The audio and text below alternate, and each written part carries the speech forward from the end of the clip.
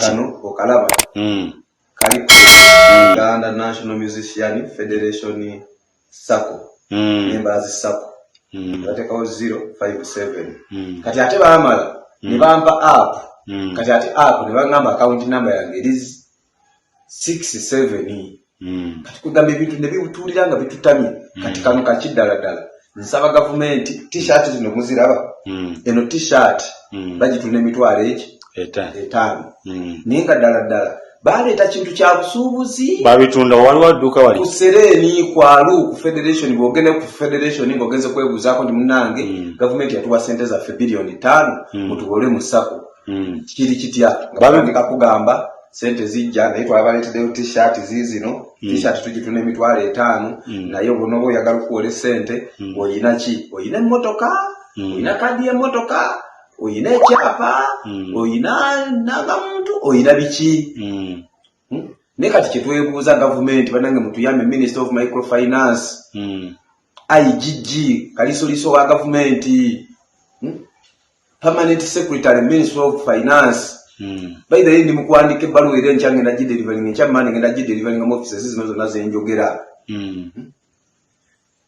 mutuyambe Kenzo ne banne government sente bilioni 5 ze watuwa bazitutere mu Sacco Kenzo yayongerako kutusaba emitwalo 17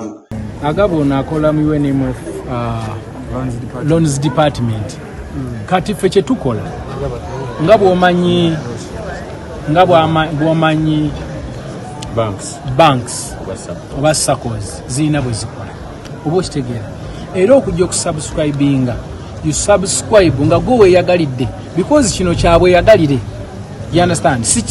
kya kuforcinga muntu, si kya omuntu omala kujja nokola nobuuza ne bakunnyonnyola notegeera nokola ki. The question is yategeera. Bwaba yategeera what is the problem? Bwaba teyategeera. Katuba tulina kubusanga ajje ndesona okumulaga ajje mu department eno bamunnyonnyole kyatanategeera. Bwabanga alaba tabitegedde basobole okumuddiza emigabo bye oba atunda emigabo gye kubanga tulina emitwalo 5 tulina emitwalo 10 ejo migabo ogula emigabo ne bwasalawo n'agamba nti by our law otandika n'ogula emigabo emeka it's in the law nti member waffe yenna alina okutandika n'emigabo at least ekitono emeka you can buy more naye okutandika from the beginning buli mugabo gwa mitwalo emeka ebiri katotandika n'emigabo emeka gye mitwalo 10 ekyokubiri tulina annual subscription ya mitwalo emeka buli mwaka okubeera member waffe okutuuka kasanti gy'oli reactive ero olina okubanga otaddemu emitwalo emeka okwakugradinga membership yo n'emitwalo 2 ya membership then n'emitwalo 2 egy'okubeera member osegedde